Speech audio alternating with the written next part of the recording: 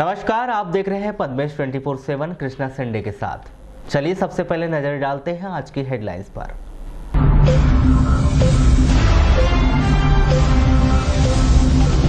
जल प्रदाय के मामले में लापरवाही, सीएमओ ने एक को किया निलंबित, 2 को दिया नोटिस। हंगामेदार रही नगर पालिका की बैठक, पार्षदों ने दागे तीखे सवाल, सुर्खियों में रहे जनहित के मुद्दे।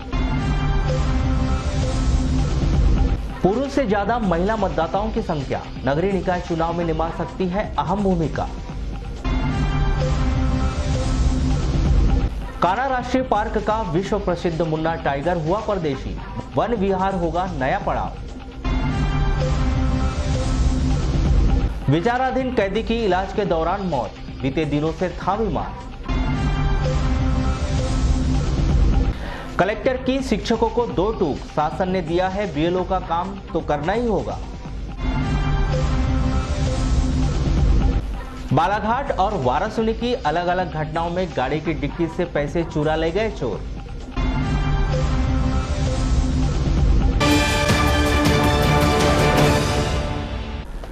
अब समाचार विस्तार से। नगरपालिका सीएमओ दिनेश वाघमारे ने 2 कर्मचारियों को नोटिस व 1 को निलंबित कर दिया गया। सीएमओ दिनेश वाघमारे ने बताया कि बारिश के दौरान जल प्रदाय के लिए पूर्व से एलएम की खरीदी कर ली जाती है, जिससे स्वच्छ जल प्रदाय करने में परेशानी का सामना न करना पड़े।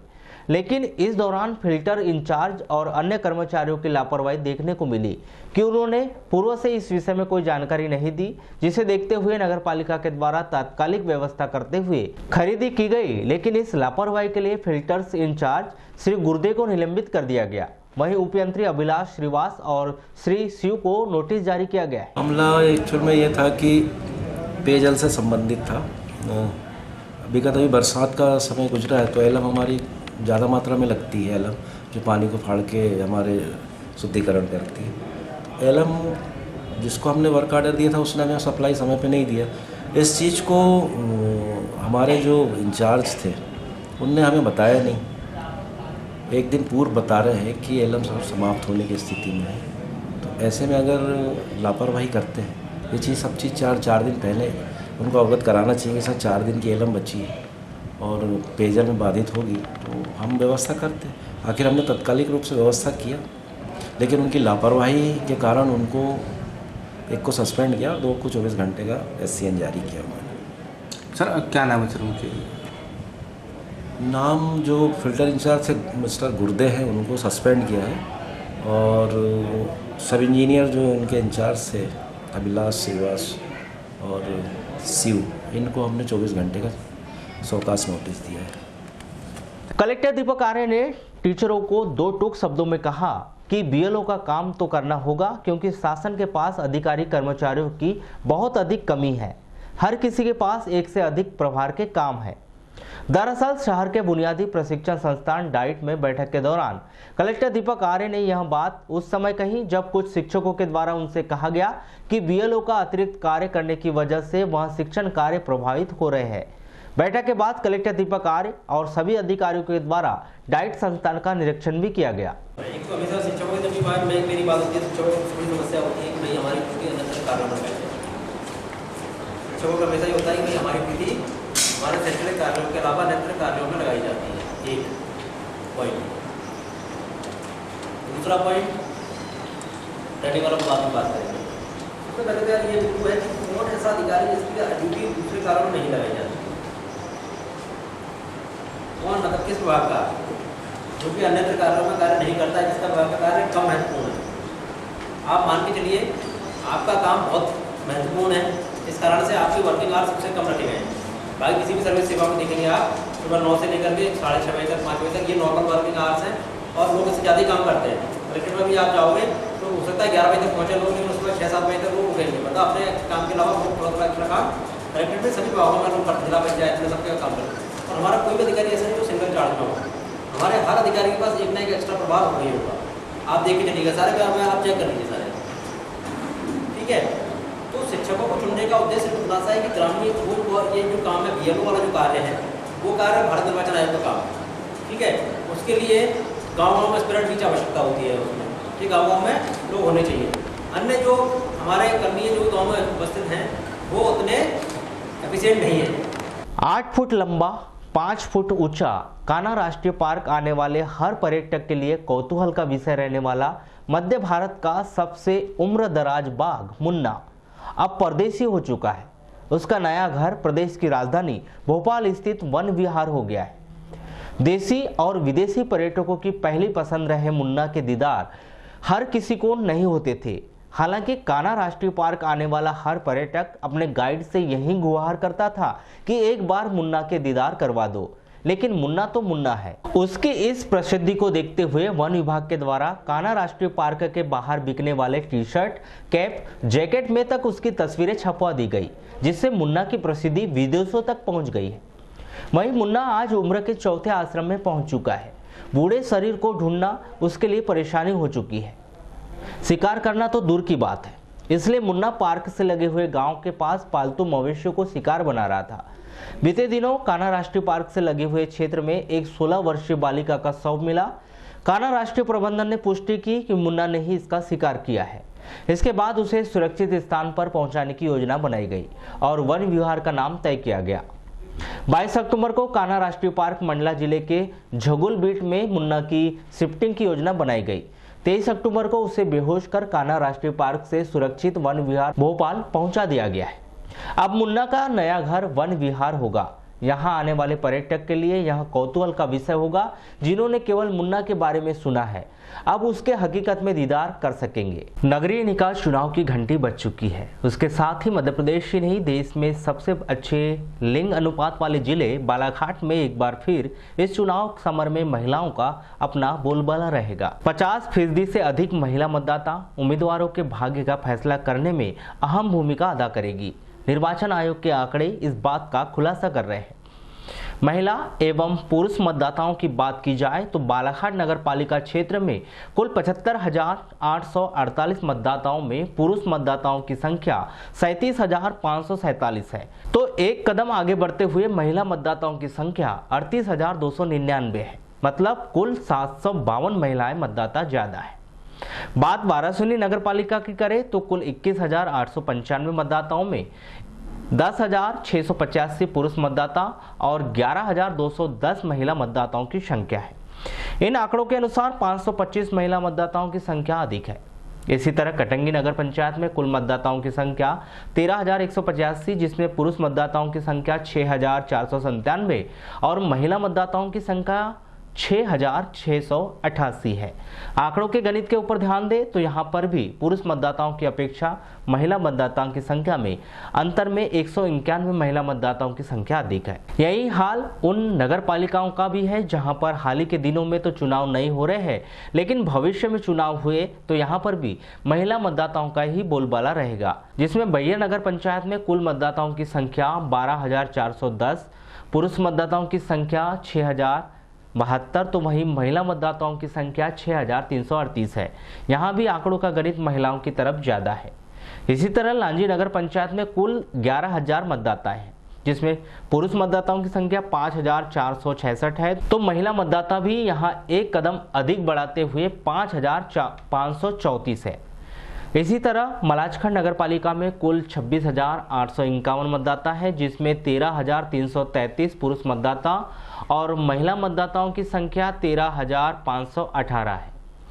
इस तरह मध्य प्रदेश ही नहीं, पूरे भारत वर्ष में लिंग अनुपात में अपना डंका बजा चुके बालाघाट में आगामी दिनों में होने वाले चुनाव में महिलाओं की अहम भूमिका बनी रहेगी, जिससे पूरे भारत वर्ष में महिलाओं की 50% भागीदारी वाली बात मैदानी स्तर पर हकीकत पर पूरी होती दिखाई देती है।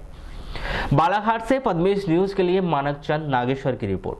बालाघाट जनपद पंचायत के अंतर्गत आने वाली जागपुर पंचायत के आधा सैकड़ा से अधिक ग्रामीणों ने प्रशासन से गुहार लगाई कि उनके टोली का नाम जागपुर से हटाकर मंजारा में जोड़ दिया जाए। ग्रामीणों ने बताया कि जागपुर पंचायत के अंतर्गत जिस टोले में वे लोग निवास करते हैं, वहां से जागपुर पंचायत की दूरी बहुत अधिक है, इसलिए बीते कई वर्षों से शासन के द्वारा उनका मतदान केंद्र सब कुछ मंजारा पंचायत में जोड़ दिया गया है, क्योंकि मंजारा पंचायत उनके टोला से बहुत ही अधिक करीब है। यहाँ तक कि पौराणिक परंपराओं के अनुसार वे सारे त्योहार और खेती सहित अन्य जुड़े हुए काम मंजारा पंचायत से ही पूर्ण करवाते हैं। इन सब बातों को देखते हुए उन्हें मंजारा पंचायत में जोड़ दिया जाए, इसी बात की गुहार उन्होंने शासन से लगाई जा रही है। समस्या ये आ रही है सर जी कि ये ग्राम पंचायत, मेरा नाम जागपुर में है और हम लोग करीब करीब हमारे वार्ड में 61 लोग हैं। तो हम ये चाहते हैं कि हमको जागपुर पंचायत से कोई भी सुविधा आज तक मिल नहीं पाई है और ना मिलती है। हमारा जो भी काम है देवी देवता या जो भी गाय वाय चराने वाले के अलावा जो भी काम होता है वो ग्राम पंचायत मंझारा से ही होता है। और हम चाहते हैं कि इतने लोग ग्राम पंचायत मंझारा में जुड़ जाए। और हमारा ग्राम पंचायत में जो मतदान केंद्र है तो ग्राम पंचायत मंझारा हमको पास पड़ता है, ना कि जागपुर, और जागपुर दूर पड़ता है। तो हम ये चाहते हैं कि ये पूरे लोग है वो ग्राम पंचायत मंझारा में जुड़ जाए। परिसीमन के समय हमको जानकारी नहीं लग पाई थी, लेकिन उसके कुछ ही दिन बाद मैंने आवेदन तहसीलदार साहब को दिए थे और उनको दिए थे हमने, क्या नाम, एसडीएम साहब को दिए थे और डीएम साहब, और एक निर्वाचन कार्यालय में आवेदन दिए थे और जन सुनवाई में भी गए थे। उसके बाद में हम 1 महीने बाद फिर उसके बाद में हमने फिर सचिव से उन्हें सत्यापन करवाया। तो उसके लिए हम सचिव से भी, ग्राम पंचायत ट्रेजरी वाले सचिव से भी तहसीलदार जी का क्या कहना है इस मामले में? तहसीलदार बोलते इसका हो सकता है, बाद में देखेंगे, सोचेंगे, विचार करेंगे, बस यही बोलते हैं। राष्ट्रपिता महात्मा गांधी के 150वें जन्मदिन के अवसर पर 2 अक्टूबर से 31 अक्टूबर तक जिले के सभी विधानसभा क्षेत्र में गांधी संकल्प यात्रा निकाली जा रही है। इसी कड़ी में बुधवार को जिला मुख्यालय से लगे हुई भरवेली पंचायत में गांधी संकल्प यात्रा का आयोजन किया गया।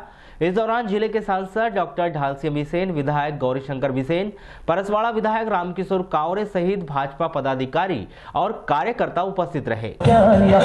महाकाल को तिलक लगाने मिला।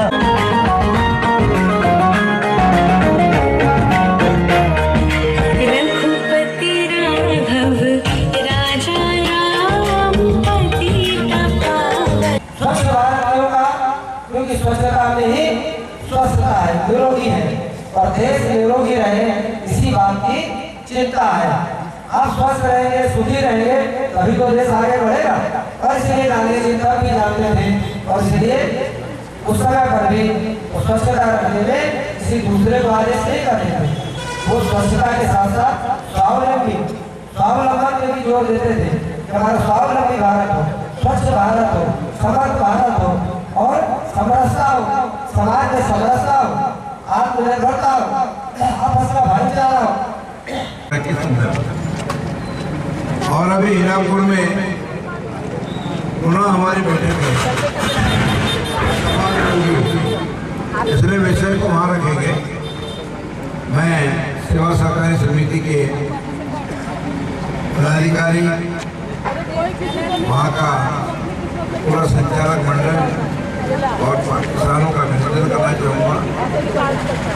आपने जो परसवाड़ा विधानसभा क्षेत्र में ये यात्रा निकाली गई है, गांधी जी की 150वीं जन्म जयंती की यात्रा है, जिसमें पूरा क्षेत्र को संदेश देने का काम हमारे सांसद जी, माननीय देश के प्रधानमंत्री नरेंद्र मोदी जी के आह्वान पर गांव कैसे स्वच्छ रहे, गांव का किसान कैसे उन्नत बने, ये सारी बातों को लेकर ये यात्रा है। आज भरवेली से हमारे शिव मंदिर से पूजा करके ये यात्रा प्रारंभ हो रही है। ऊर्जा के गैर परंपरागत स्रोतों को धीरे धीरे परंपरागत स्रोत बनाने की परंपरा के तहत अक्षय ऊर्जा विभाग के तहत जिले के 250 स्कूलों में सोलर पैनल के माध्यम से बिजली उत्पन्न करने की योजना बनाई गई। जिला शिक्षा अधिकारी आर.के. लटारे से मिली जानकारी के अनुसार जिले के सभी हाई स्कूल और हायर सेकेंडरी स्कूल में सोलर पैनल के माध्यम से बिजली उत्पन्न करने की योजना बनाई गई है, जिसके तहत अब सोलर पैनल से ही स्कूल भवन रोशन होंगे। जो हाई स्कूल हायर सेकेंडरी करीब 250 स्कूलों में सोलर पैनल की फिटिंग मतलब अक्षय ऊर्जा विभाग के द्वारा कर ली गई है। अब बात यह थी कि वहाँ पर जो नेट मीटर लगाए जाते हैं तो नेट मीटरिंग की समस्या आ रही थी और MPEB को इसको लगाना है, लेकिन MPEB द्वारा शायद ये कहा गया था कि कुछ विद्यालयों के अभी भी इलेक्ट्रिक बिल पुराने जमा नहीं हुए हैं, इस कारण से असुविधा हो रही थी। तो कलेक्टर साहब ने निर्देशित किया गया है कि नेट मीटरिंग की जो कार्यवाही है पूरी कर ली जाए और जो आगे आने वाले बिल हैं उसको समायोजित करते हुए, पिछला बिल जोड़ते हुए उसका समायोजन किया जाएगा। तो इससे निश्चित ही जो खपत हम करते हैं विद्यालयों में ऊर्जा की, बिजली की, तो वो जब हम सोलर पैनल लगा लेंगे तो उस खपत में हमारे द्वारा जो विद्यालयों के द्वारा जो सोलर एनर्जी मतलब बिजली उत्पन्न होगी, उससे जब अतिरिक्त बिजली हम दूसरे विभाग को या एमपीबी को देंगे तो उससे जो रिटर्न पैसा वापस जो होगा उससे इस बिल का समायोजन हो जाएगा। और ये जो विद्युत व्यवस्था और बिल संबंधी भुगतान संबंधी जो समस्या विद्यालयों को हमेशा आती है कि बजट नहीं होना या भुगतान की स्थिति ऐसी होती है कि मीटर या बिजली बिल नहीं आने के कारण काटी जाती है बिजली, तो इन समस्या से हमको निजात मिल जाएगी। लालबरा नगर मुख्यालय से लगभग 6 किलोमीटर दूर ग्राम पलाकामथी स्थित गायत्री प्रज्ञापीठ में 23 अक्टूबर को दोपहर 2 बजे अखिल विश्व गायत्री परिवार शांति कुंज के तत्वाधान में आओ गड़े संस्कारवान पीढ़ी कार्यक्रम के अंतर्गत पुंसवन संस्कार आयोजन किया गया। यह कार्यक्रम गायत्री परिवार ब्लॉक संयोजिका शुभांगी सोनी एवं दुर्गा उराणवंश की प्रमुख उपस्थिति में संपन्न हुआ, जिसमें ग्राम धरपीवाड़ा व पलाकामथी की 12 गर्भवती महिलाओं का मंत्रोच्चार के साथ पुंसवन संस्कार संपन्न करवाया गया। इस कार्यक्रम के ब्लॉक संयोजिका शुभांगी सोनी व दुर्गा उराणवंश के द्वारा महिला बहनों को हमारे आने वाली पीढ़ी को कैसे संस्कारवान बनाना है, बच्चों को कैसे स्वस्थ रखना है एवं हमारी संस्कृति का कैसे पालन करना है सहित तमाम जानकारियां पर प्रकाश डालते हुए उन्हें अवगत कराया गया। साथ ही खान पान संबंधी आवश्यक जानकारियां भी प्रदान कर दी। जिस प्रकार से खाना वो आप लेने जाओगे तो कम से कम 60 रुपए में उसको आपको जरूर मिलेगा। और आप लोग क्या करते हैं, उसको गाय को खिला देते हैं।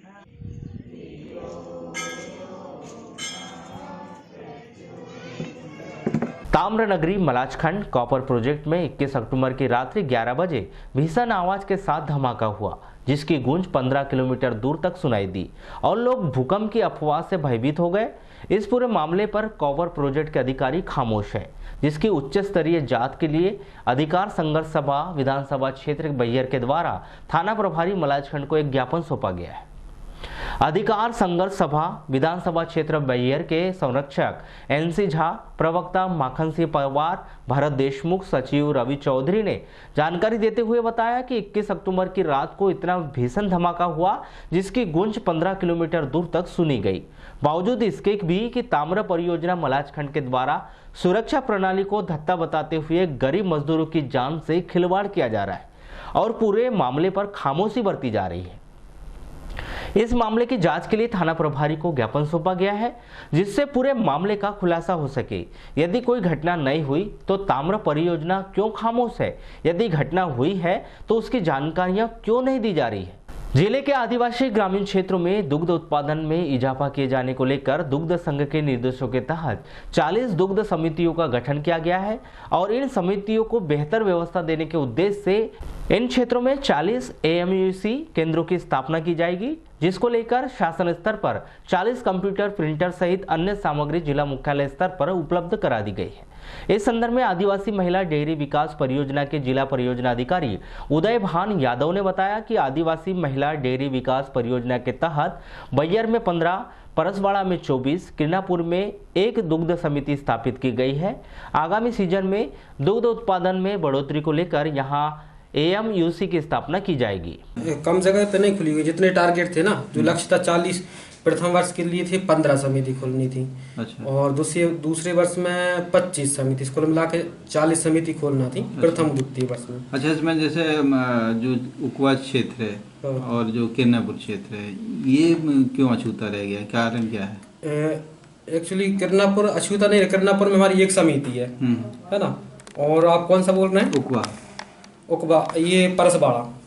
उकवा ये आपका जो परसवाड़ा की। हाँ, तो उकवा कहाँ छूता है? BMC है ना उकवा में। अच्छा। हाँ, तो उसके अंतर्गत है। मैंने आपको जो डाटा दिया है ना, 15 समिति और 19 समिति, एक समिति करके 40 समिति टोटल होंगी। अच्छा सर, इसमें कुछ उपकरण भी आए हैं, तो इसमें ये है परसवाड़ा में 24 है, बैयर में 15 है, किरनापुर में 1 है। अब 40 का टारगेट था, 40 कर दिए है ना। उसके बाद 10 समिति के यदि और आता है ना, तो नेक्स्ट टाइम जहाँ भी जैसे क्षेत्र छूटे होंगे और जहाँ पर ये जो महाड़ा प्रोजेक्ट चलता था पहले आदिवासियों के लिए, वो गांव सिलेक्ट हुए। अच्छा। तो 10 गांव फिर हम सिलेक्ट करके। बदलते परिवेश को देखते हुए राष्ट्रीय शिक्षा मिशन के नेतृत्व में जिले के 2 शैक्षणिक संस्थानों में कराटे प्रशिक्षण कार्यक्रम का संचालन किया जा रहा है, जिसके अंतर्गत MLB स्कूल एवं शासकीय नवीन कन्या बोर्डी स्कूल शामिल है, जहां प्रशिक्षक के माध्यम से छात्राओं को कराटे कला का प्रशिक्षण प्रदान किया जा रहा है। इस संदर्भ में प्रशिक्षक मनोज कुमार का क्या कहना है, आइए जानते हैं। अभी के मतलब समय में बढ़ते हुए अपराधों के लिए गलत को मतलब सशक्त बनाना सर हमारा उद्देश्य। कितने छात्राओं को आप ट्रेनिंग देते हैं सर? अभी मतलब हर क्लास की सर कहा जाए तो 30 से 40 बच्चे हर क्लास में मतलब पढ़ रहे आते हैं। वहीं इस मामले में शासकीय नवीन बुड़ी कन्या स्कूल की प्राचार्य मंजूषा मिश्रा ने बताया कि राष्ट्रीय माध्यमिक शिक्षा मिशन के निर्देश के तहत स्कूल में कराटे खिलाड़ियों को कराटे का प्रशिक्षण दिया जा रहा है। मेरे यहाँ मतलब रमसा के तहत लड़कियों को आत्मरक्षा प्रशिक्षण के लिए मतलब कराटे के सर आते हैं श्री गोंदोड़े जी, और आत्मरक्षा प्रशिक्षण अभी 1 अक्टूबर से चालू किया गया है और इसमें कुल 40 छात्राएँ सहभागिता के रूप में भाग ले रही हैं और शासन की ओर से 9,000 रुपये हमें दिया जाता है। 150 रुपये पर डे के हिसाब से दिया जाता है और ये बहुत अच्छा शासन का पहल है कि लड़कियों के लिए गवर्नमेंट की तरफ से ये पैसे हमको दिए जाते हैं और मैं चाहूँगी कि मेरी स्कूल की पूरी लड़कियाँ उसमें सहभागिता करें ताकि आत्मरक्षा प्रशिक्षण उनको आगे जीवन में काम आए। शासकीय पॉलिटेक्निक कॉलेज की व्यवस्थाओं का जायजा लेने के लिए शासन स्तर पर एक टीम नवंबर माह में बालाघाट पहुंचेगी। इस टीम में 4 सदस्य होंगे जो कि कॉलेज की तमाम व्यवस्थाओं का जायजा लेंगे। इस निरीक्षण को लेकर कॉलेज प्रबंधन के द्वारा कॉलेज की तमाम व्यवस्थाओं को पुख्ता किया जा रहा है। इस संदर्भ में कॉलेज के प्राचार्य AK सिंघई ने बताया कि मान्यताओं को लेकर शासन स्तर पर प्रतिवर्ष एक टीम को निरीक्षण के लिए कॉलेज भेजा जाता है। यह टीम नवंबर माह में बालाघाट पहुंचने वाली है, जिसको लेकर कॉलेज की तमाम व्यवस्थाओं को पुख्ता किया जा रहा है। शासकीय पॉलिटेक्निक बालाघाट है या जो भी संस्थाएं हैं सरकारी, उनको AICTE द्वारा मान्यता दी जाती है टेक्निकल कोर्सों के लिए। AICTE all India council of technical education. तो उनका ऐसा है कि मान्यता तभी दी जाती है जब पूरी सभी प्रकार की जो उनकी ज़रूरतें हैं पूर्ति संस्था द्वारा होती है, तभी मान्यता मिलती है। तो इस संबंध में जो संस्था में जो कमियां उसको देखने के लिए एक्सपर्ट विजिटिंग टीम आती है। वो जहाँ तक के नवंबर-दिसंबर माह में आने की संभावना है, क्योंकि जो मेल आया था उसमें ऐसा लिखा था कि भाई अक्टूबर तक के पूरी कमियाँ पूरी की जाए, उसके पश्चात कभी भी एक्सपर्ट विजिटिंग टीम आके जाँच कर सकती है और उसमें यदि कोई कमियाँ हैं तो उसको पूर्ति करना पड़ेगा, नहीं तो अन्यथा मान्यता रद्द होने का भय रहेगा। जिला जेल में बंद एक विचाराधीन कैदी की बुधवार को जिला अस्पताल में उपचार के दौरान मौत हो गई। मृतक विचाराधीन कैदी का नाम खैलांजी कुमली निवासी 30 वर्षीय राजेश पिता शिव सिंह बरेले बताया गया है, जिसके शव का पोस्टमार्टम कर शव को उनके परिजनों को सुपुर्द कर दिया गया है। प्राप्त जानकारी के अनुसार मृतक कैदी राजेश को धारा 363, 366, 376, 2(6) पास्को एक्ट SC/ST एक्ट के तहत गिरफ्तार किया गया था, जिसे न्यायालय में पेश कर 18 फरवरी 2019 को जिला जेल भेजा गया था। मंगलवार को न्यायालय में पेशी के बाद उसकी तबीयत खराब हो गई, जिसे जिला जेल से मंगलवार रात उपचार के लिए जिला अस्पताल में भर्ती कराया गया, जिसके बुधवार को उपचार के दौरान मौत हो गई। इसको क्या है कि उस कैदी का नाम है राजेश, पिता का नाम है शिवा। ये 376 के आरोप में जेल में बंद था। ये अपने यहाँ फरवरी 19 में 18 फरवरी 2019 में अपने यहाँ जेल पे आया था। नियमित रूप से क्या है कि बीमार होता रहता था, तो उसको जब जैसी ज़रूरत पड़ी जबलपुर पहुँचाया, हॉस्पिटल भी दिखाया। कल अचानक उसकी 3 दिन से तबीयत खराब थी, तो परसों भी उसको हॉस्पिटल लेके गए थे, तो कल उन्होंने डिस्चार्ज कर दिया था। तो डिस्चार्ज कर दिया तो कल अपन ने पुनः उसको भेजा जब बीमार हो गया। आज इसकी सुबह एक्सपायर हो गया। चर्चा के दौरान मृतक के पड़ोसी फत्तू सिंह ठाकुर ने बताया कि राजेश की तबीयत खराब होने की उन्हें सूचना मिली थी, जिन्हें देखने के लिए जिला अस्पताल आए थे। यहां पहुंचने पर उनकी मृत्यु हो जाने की उन्हें जानकारी मिली है। उन्होंने बताया कि राजेश सिंह ने किसी अन्य समाज की लड़की को पत्नी बना लिया था, जिसके प्रकरण में उसे जेल हुई थी। ये इनने कहीं इनका किसी एक चमार समाज की लड़की को पत्नी बना लिए थे। उपरांत इनके ऊपर केस हुआ, ये अंदर हुई है और अंदर होने के बाद में जिस वक्त अंदर हुई है उस वक्त ये बहुत स्वस्थ थे, बहुत अच्छे थे। मैं देखने जा रहा था, कल मालूम हुआ कि इनकी तबीयत कुछ सीरियस है, तो मैंने कहा मुलाकात। कब से अंदर थी? है? कब से अंदर थे? लगभग 9 महीना हो गया। 9 महीना। इसमें कि अपने यहाँ के जिला न्यायालय और हाईकोर्ट हाँ, सारी चीज कर ली है। तो जमात नहीं हुई? नहीं। अस्पताल चौकी प्रधान आरक्षक हुकुमचंद उइके ने बताया कि बुधवार सुबह 11:30 बजे डॉक्टर लांजेवार ने जेल कैदी राजेश पिता शिवसिंह बरेले के इलाज के दौरान मृत्यु हो जाने की तहरीर दी थी। हमने विचाराधीन कैदी की मौत होने की जानकारी से जिला जेल प्रशासन को अवगत करा दिया है। 11:35 बजे डॉक्टर लांजेवार साहब द्वारा एक अस्पताल तहरीर जेल कैदी राजेश सिंह पिता सेवा सिंह राजपूत के इलाज दौरान मृत्यु होने के संबंध में तहरीर भिजवाया है। तहरीर पर से अपना मर्ग कायम कर संबंधित जेल प्रशासन को अवगत कराया गया है। कैदी के वारसान अभी हाजिर नहीं है। वारसान आने के बाद श्रीमान कलेक्टर महोदय से अनुमति लेकर एसडीएम महोदय को मर्ग शव पंचनामा कार्रवाई हेतु सूचित कर शव का पंचनामा कार्रवाई कराया जाता है।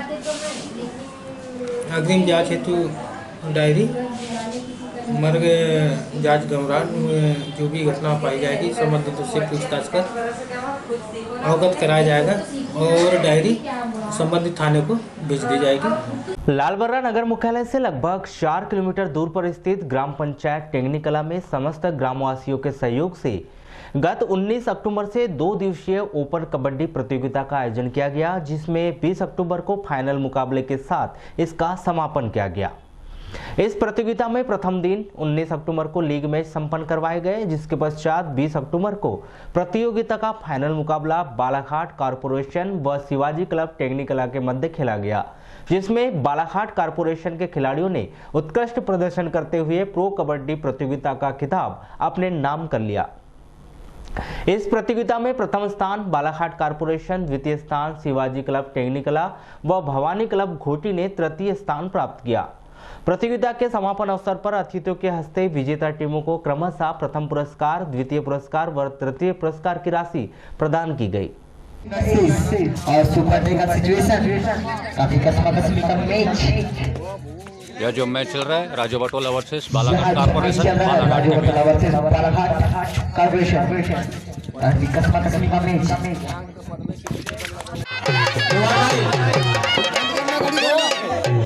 और इस प्रकार से तिरुड़ा को धक्के पे धक्का पहुंचते नजर आ रहा है। और मानो भाई उसको सेव करके लिखिए कि मां बमलेश्वरी क्लब कवरगढ़ और तिरोड़ा महाराष्ट्र के बीच टेक्निकला में कबड्डी मैच का सीधा प्रसारण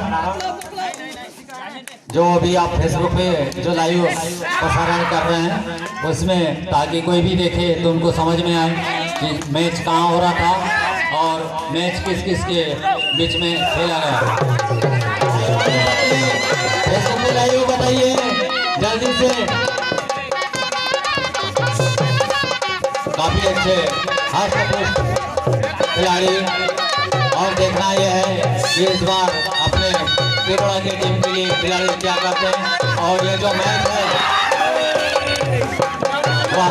आना पड़ेगा। भारत के 5 दिवसीय त्योहार दीपावली की शुरुआत होने के महज कुछ घंटे बाकी है, लेकिन अब तक डाकघर को सोने और चांदी के सिक्के की बिक्री के लिए आदेश नहीं मिले। बीते वर्षों तक डाकघर से 1 ग्राम या 2 ग्राम और 3 ग्राम और उससे भी अधिक भार वाले सोने और चांदी के सिक्के बिक्री के लिए दिए जाते रहे हैं। मापदंड और विश्वसनीयता के साथ साथ डाकघर से मिलने वाले सिक्कों की अपनी अलग पहचान रही है, जिसका शायद इस दीपावली में लोगों को इंतजार रहा हो। लेकिन धनतेरस के कुछ घंटे बाकी होने के पहले तक बालाघाट मुख्य डाकघर को सिक्के बेचने के विषय में कोई आदेश प्राप्त नहीं हुए। लालबर्रा में भी नवरात्र पर्व समाप्त होने के पश्चात हिंदू धर्मावलंबियों के सबसे बड़े त्योहार दीपावली पर्व को मनाए जाने के लिए क्षेत्र में तैयारियां जोरों पर चल रही है। मुख्यालय सहित ग्रामीण अंचलों में पर्व के पहले लोग अपने अपने घरों एवं दुकानों की साफ सफाई कर चूने व पेंट में रंगने का कार्य कर रहे हैं, जिसमें कहीं पर यह कार्य पूर्णता की ओर है तो कहीं पर कार्य प्रगति पर चल रहा है।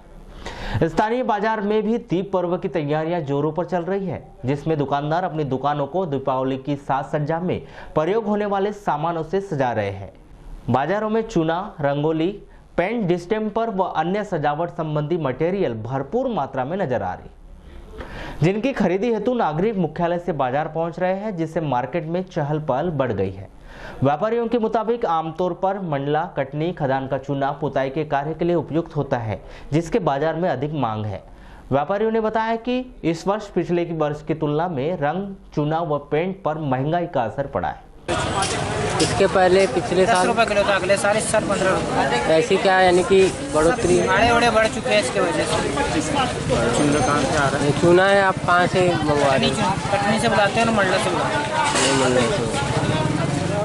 बालाघाट जिले में निवास करने वाली विशेष पिछड़ी जनजाति बैगा की संस्कृति एवं परंपराओं के संरक्षण के लिए बैयर में बैगा ओलंपिक का आयोजन किया जाता है। इस वर्ष इस आयोजन को लेकर गत दिवस बैयर में कलेक्टर दीपक आर्य की अध्यक्षता में अधिकारियों एवं रिसोर्ट संचालकों की बैठक का आयोजन किया गया, जिसमें तय किया गया है कि आगामी 11 से 13 जनवरी 2020 तक बैयर में बैगा ओलंपिक का आयोजन किया जाएगा। इसमें शामिल होने के लिए मध्य प्रदेश, छत्तीसगढ़ व अन्य राज्यों से बैगा जनजाति के लोगों को आमंत्रित किया जाएगा।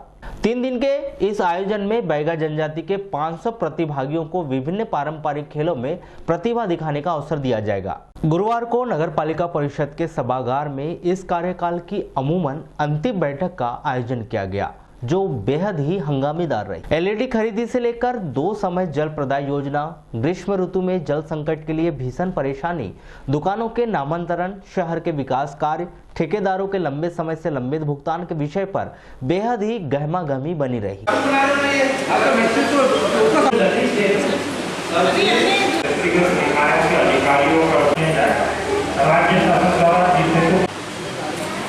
नगर पालिका की संपत्ति बेचने वालों पर होगी FIR दर्ज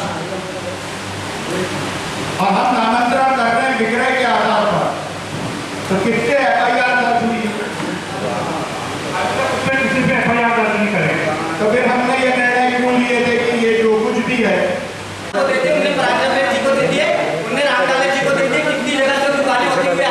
हमको मालूम ही नहीं है। यहाँ पर तो 90 के नहीं, लगभग पूरे मुद्दे पे सहमति बनी है।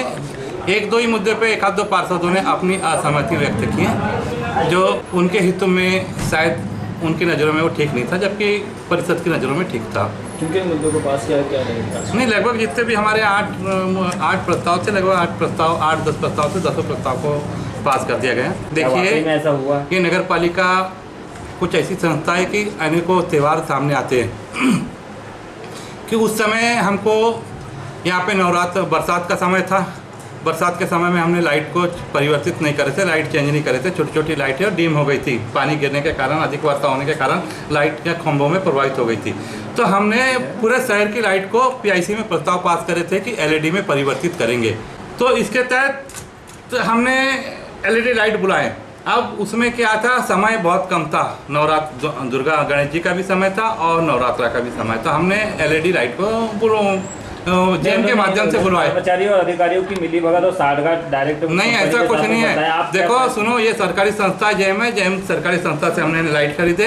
अगर उनने ज़्यादा अगर घटिया लाइट दिया होगा या तो फिर रेट अधिक दिया होगा, तो ये सरकारी संस्था जेम जिम्मेदार है। हमने जेम को ऑर्डर दिया, ना कि उनको ऑर्डर दिया, किनको, ठेकेदार को।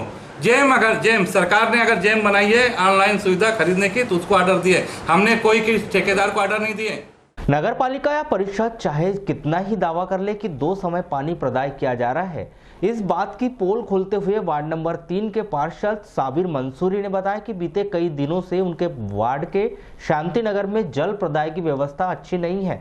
जब नदी में गर्मी के समय से जब जल आपातकाल की स्थिति में था, तो उस समय पर चलो उस समय हमने पूरी बालाघाट शहर में समस्या थी, तो हमने नगर पालिका पर कुछ दबाव नहीं डाला। लेकिन गर्मी का समय बीता, ग्रीष्म ऋतु आई, वर्षा ऋतु शुरू हुई। वर्षा ऋतु में पर्याप्त मात्रा में पानी नदी में भर चुका। अब हमारे वार्ड का शांति नगर का जो इलाका है, वार्ड क्रमांक 3 का शांति नगर का इलाका है, ये देखिए, ये मैंने मुख्य नगर पालिका अधिकारी जी को लेटर लिखा था, जो कि 10/10/2019 का है।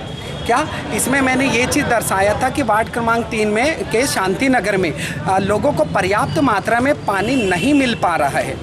तो मैंने जो जल कार्य देखता है, यहाँ का शिव शिव भैया करके एक है हमारे आदरणीय बड़े भाई, तो उनको मैंने कई बार मुखाग्र रूप से 50 बार उनसे निवेदन करा, उनके हाथ पैर जोड़ा। और उसके बाद में मेरे वार्ड के कुछ मेरे साथी लोग भी आए और उन्हें जनता ने भी ये चीज़ से अवगत कराया कि यार पानी की बहुत विकट समस्या है। लेकिन आज भी नगर पालिका प्रशासन का हमारे वार्ड क्रमांक 3 के शांति नगर में उस समस्या को अवगत नहीं कराया गया। क्या उस समस्या को जनता से मतलब परेशानी से दूर नहीं किया गया। आज भी हमारे वार्ड क्रमांक 3 की पार्षद सिद्धार्थ सेंडे ने बैठक में मामला उठाया कि टेंडर से पहले ही एलईडी खरीदी कर ली गई, जिसकी जांच होनी चाहिए। 90 वाट एलईडी लाइट क्रय का मामला है। चूँकि अध्यक्ष जी ने ये कहा कि शहर की आवश्यकताओं को देखते हुए हमने समय से पहले ही लाइट क्रय करा ली। मेरा विषय ये था कि जब टेंडर की प्रक्रिया संपन्न ही नहीं हुई थी तो बिना टेंडर की प्रक्रिया संपन्न हुए आपने खरीदी कैसे कर ली।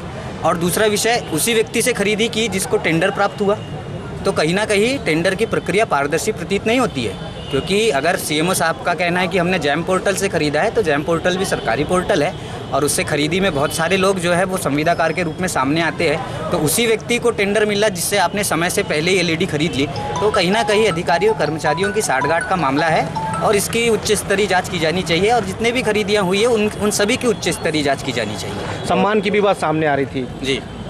जी बिल्कुल सही बात है। यहाँ पर अधिकारी कर्मचारियों और जनप्रतिनिधियों के बीच आए दिन इस प्रकार के विषय होते हैं जिस पर उनके बीच में कहासुनी होती रहती है।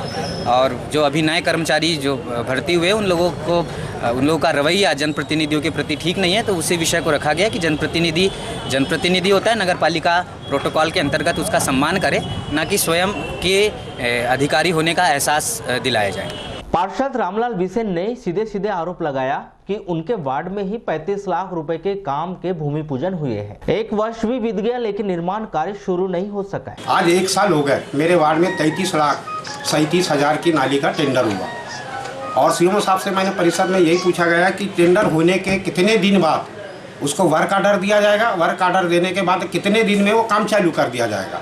क्योंकि वो 33 लाख की नाली में मेरे वार्ड में कम से कम नहीं तो भी 300 से 400 मकान उस एरिया में आ रहे हैं। और मैं जब भी वार्ड में जाता हूं तो मेरे से यही पूछा जाता है कि भैया 1 साल पहले आपने नाली का भूमि पूजन किए थे, वो आज तक काम चालू नहीं हुआ। क्या लगता है आपको क्यों नहीं चालू कर पाए? तो आज आश्वासन दिया हमारे सीएमओ साहब ने और अध्यक्ष महोदय ने कि इसको तत्काल अभी दीपावली के बाद काम चालू कर दिया जाएगा और अगर काम चालू नहीं होगा तो उसके ऊपर कड़ी कार्रवाई की जाएगी। क्या आंदोलन करेंगे उसके लिए? नहीं, आंदोलन तो नहीं, फिर भी उसके लिए पूरे वार्डवासी को लेके हम सीएमओ साहब के पास और अध्यक्ष महोदय के पास में घेराव करेंगे। पार्षद सबकत खान ने आरोप लगाया कि दुकानों के नामांतरण में बहुत अधिक अनियमितता बरती गई है। नगर पालिका ने किसी अन्य व्यक्ति को दुकान किराए पर दी थी, उस व्यक्ति के द्वारा किसी तीसरे व्यक्ति को दुकान किराए पर दे दी गई। देखिए, परिषद में जो प्रस्ताव आए हैं वो प्रस्ताव परिषद के नुकसान के प्रस्ताव। सर्वप्रथम तो ये बात है कि जो नगर पालिका की जो आधिपत्य की दुकानें हैं उन दुकानों को नगर पालिका ने किराए पे दी है और किराएदार ने उसे तीसरे व्यक्ति को दे दी, जबकि नगर पालिका अध्यक्ष ने परिषद के समक्ष प्रस्ताव लाके ये कहा था कि नगर पालिका किसी भी विक्रय दुकान का उसके खिलाफ एफआईआर दर्ज करेगी, अपनी संपत्ति को बिकने नहीं देगी। नगर पालिका में सारे लोगों के एफिडेविट लगे हुए हैं, कहीं भी बिक्री पत्र नहीं है, इकरारनामा है और सहमति पत्र है। आज के दौर में बाप बेटे को ज़मीन दान नहीं करता और ये सहमति पत्र में दुकानें नगर पालिका की दान कर रही हैं और नगर पालिका को इससे भारी नुकसान हो रहा है। नगर पालिका में जो प्रस्ताव आया ऑलरेडी 1 साल पहले उन दुकानों का नामांतरण कर दिया गया है। 1 साल पहले जब दुकानों का नामांतरण हो गया तो दुकानों का फिर नामांतरण की कार्रवाई नगर पालिका में करने का औचित्य क्या मेरे समझ के बारे में। ऐसी कितनी दुकानें हैं बालाघाट नगर में जिनका नामांतरण हुआ है? 86 दुकानों का और जो होना है वो 71 दुकान है। 86 दुकानों का नामांतरण ऑलरेडी पहले कर चुके हैं बिना प्रस्ताव के, पर बिगैर परिषद के प्रस्ताव के, बिगैर परिषद की सहमति। बालाघाट विधायक प्रतिनिधि सुरजीत सिंह ठाकुर ने बैठक के दौरान यह मुद्दा उठाया कि इस बार की गर्मी में शहर ने भीषण जल संकट देख चुका है। आगामी वर्ष में जल संकट की स्थिति न बने इसलिए नगर पालिका पूरी तैयारी कर ले और उसके अनुसार योजना बनाकर कार्य करे। माननीय विधायक जी इस बात को लेकर चिंतित हैं कि बालाघाट नगर जिसने कभी जल संकट नहीं देखा था उसने भीषण गर्मी में भीषण जल संकट देखा। तो ऐसा संकट फिर कभी ना हमारे नगर या जिले हमारे बालाघाट क्षेत्र में आए, इसको दृष्टिगत रखते हुए जल्द ही यहाँ से लेकर छिंदलई तक जितने भी जगह जल आपूर्ति वैनगंगा नदी से होती है, उन सभी जगहों का आकलन करके कितने गैलन पानी की रोज़ ज़रूरत इन सभी जगहों पर होती है और कितना स्टोरेज हमारे पास गर्मी में होना चाहिए, इसका आकलन करके यहाँ पर जो बांध बनता है पानी को रोकने के लिए उसकी हाइट कितनी होना चाहिए, अभी से आकलन करके उसे जल्द से जल्द बनाया जाए, इसको लेकर वे चिंतित हैं और वे अपने तरफ से हर सहयोग करने तैयार हैं। तो उसी को लेकर उन्होंने पत्र भी लिखा और परिषद से निवेदन भी किया। फिर उनका एक संकल्प था बालाघाट नगर में, बालाघाट विधानसभा में, कि हर घर नल हर घर जल। तो लगभग लालबर्रा में यह संकल्प पूरा हो गया है। बालाघाट नगर में भी जो ठेकेदार हैं जिनको काम दिया गया है उनके द्वारा ही 44 करोड़ रुपए की यहाँ जल आवर्धन योजना स्वीकृत कराई गई थी, लेकिन ठेकेदार द्वारा एक तो समय पे कार्य पूर्ण नहीं किया जा रहा है और कार्य को भी ठीक गति से और ढंग से नहीं किया जा रहा है। जगह जगह मार्ग को खोद दिया जाता है, उसका पुनर्निर्माण भी फिर से नहीं किया जाता है। इसको लेकर आम लोगों में बहुत आक्रोश है। इसको लेकर भी माननीय विधायक और पूर्व मंत्री। शहर के मेन रोड में एक दुकान के बाहर खड़ी स्कूटी से अज्ञात व्यक्ति के द्वारा 15,000 रुपए चुरा लिए गए। दुकान के बाहर लगे सीसीटीवी कैमरे में पूरा घटनाक्रम कैद हो गया, जिसमें स्कूटी चालक की लापरवाही भी सामने आई, जिसने दुकान के बाहर गाड़ी तो खड़ी की, डिक्की से सामान निकाला लेकिन डिक्की बंद नहीं की। इस दौरान कुछ देर पहले से स्कूटी चालक की रेकी कर रहे व्यक्ति ने स्कूटी खोला और पैसे का बैग निकालकर चले गया।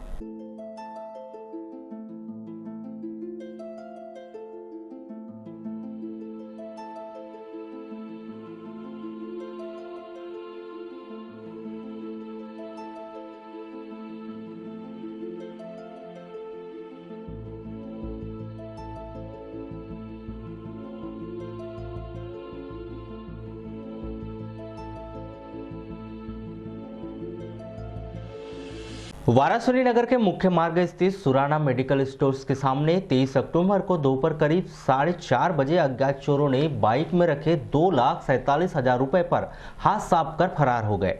प्राप्त जानकारी के अनुसार ग्राम पंचायत पनेरा निवासी कियोस्क संचालक रोशन पिता स्वर्गीय गंगादयाल नकपुरे 23 अक्टूबर को दोपहर 4 बजे नगर के यूनियन बैंक से राशि निकालने आए थे, जिन्होंने दीपावली पर्व को देखते हुए 2,47,000 रुपए की बड़ी राशि आहरण कर अपने खाताधारकों को बांटने की नियत से आहरण की थी, जिसे लेकर रोशन नकपुरे अपने ग्राम पौनेरा जा रहे थे। तभी वहां नगर के सुराना मेडिकल स्टोर्स में रुके और 2,47,000 रुपए की राशि को बाइक में रखकर मेडिकल स्टोर्स में इनो का पैकेट लेने के लिए गए। जहां से वे वापस अपनी गाड़ी के पास आए तो देखा कि बैग से रुपए गायब थे, जिसकी सूचना श्री नकपुरे ने तत्काल थाना वाराणसी को दी, जिस पर थाना प्रभारी अनुराग प्रकाश ने त्वरित कार्रवाई करते हुए बल के साथ स्थल निरीक्षण कर बैंक से चारों ओर जाने वाले रास्तों का निरीक्षण कर सीसीटीवी कैमरों की पतासाजी कर दुकान संचालकों को 11 सीसीटीवी कैमरा रोड पर नजर रखने के लिए लगाने के लिए कहा। पुलिस के द्वारा उक्त अज्ञात चोरों की सरगर्मी से ढूंढने की कार्रवाई की जा रही। वाराणसी के बचपन प्ले स्कूल में 23 अक्टूबर को अभिभावक पुष्प रंगोली प्रतियोगिता का आयोजन किया गया। संस्था में अध्ययनरत बच्चों के अभिभावकों ने मनमोहक पुष्प रंगोली विभिन्न आकृति में उकेरी गई। यह आयोजन दीपोत्सव का पर्व दीपावली के उपलक्ष्य में आयोजन किया गया, ताकि आगामी समय में दीपावली पर्व आने वाला है, जिसमें महिलाएं अपने आंगन को आकर्षक बनाने के लिए अच्छे से अच्छी पुष्प रंगोली उकेर सके। ये मेरा दूसरा साल है। मैं पिछले साल भी यहाँ आई थी और ऐसे ही स्कूल ने जो ऑर्गेनाइज किया था रंगोली कंपटीशन, उसमें पार्टिसिपेट किया था। इस प्रकार हम अपने बच्चों में जो है रंगोली या फिर जो संस्कार है जो त्योहारों के लिए, उसमें हम थोड़ा बढ़ावा ला सकते हैं जो ऐसे ऑर्गेनाइज करते हैं। और दूसरा कि जो बच्चे को हम टाइम नहीं दे पाते, आजकल की जो सबसे बड़ी समस्या हो चुकी है पेरेंट्स की, कि हम बच्चों को समय नहीं दे पाते, इस टाइप के कंपटीशन से हम अपने बच्चों के साथ थोड़ा जुड़ जाते हैं, उनके लिए थोड़ा टाइम निकाल पाते हैं। NDPCS एक्ट के तहत विशेष न्यायाधीश राजाराम भारती की अदालत ने मादक पदार्थ गांजा अवैध रूप से रखने के आरोप में आरोपी कमलेश डांटे उम्र 40 वर्ष को 5 वर्ष का सश्रम कारावास और 40,000 रुपए के अर्थदंड से दंडित किया है। अभियोजन के अनुसार वाराणसी के सम्राट नगर निवासी आरोपी के पास से 3 किलोग्राम गांजा अवैध रूप से परिवहन करते हुए जब्त किया गया। घटना 20 अप्रैल 2014 की है, जब कमलेश डांटे गोंदिया निवासी नानू लिल्लारे के साथ गांजा बेचने के लिए जा रहा था। इस दौरान पुलिस के द्वारा उसे गिरफ्तार कर लिया गया था। भरवेली थाना क्षेत्र में एक युवक ने नाबालिग के घर में घुसकर उसके साथ दुष्कर्म कर वह फरार हो गया। जानकारी के अनुसार 22 अक्टूबर को आरोपी के द्वारा घटना को अंजाम देकर फरार हो गया, जिसकी रिपोर्ट भरवेली थाने में करवाई गई।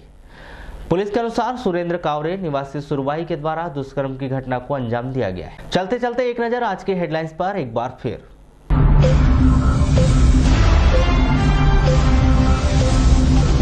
जल प्रदाय के मामले में लापरवाही, सीएमओ ने 1 को किया निलंबित, 2 को दिया नोटिस। हंगामेदार रही नगर पालिका की बैठक, पार्षदों ने दागे तीखे सवाल, सुर्खियों में रहे जनहित के मुद्दे। पुरुष से ज्यादा महिला मतदाताओं की संख्या, नगरीय निकाय चुनाव में निभा सकती है अहम भूमिका। कान्हा राष्ट्रीय पार्क का विश्व प्रसिद्ध मुन्ना टाइगर हुआ परदेशी, वन विहार होगा नया पड़ाव। विचाराधीन कैदी की इलाज के दौरान मौत, बीते दिनों से था बीमार। कलेक्टर की शिक्षकों को 2 टूक, शासन ने दिया है बीएलओ का काम तो करना ही होगा। बालाघाट और वाराणसी की अलग अलग घटनाओं में गाड़ी की डिक्की से पैसे चुरा ले गए चोर। तो पद्मेश 24/7 में बस इतना ही। बने रहिए हमारे साथ, तब तक के लिए दीजिए इजाजत। नमस्कार।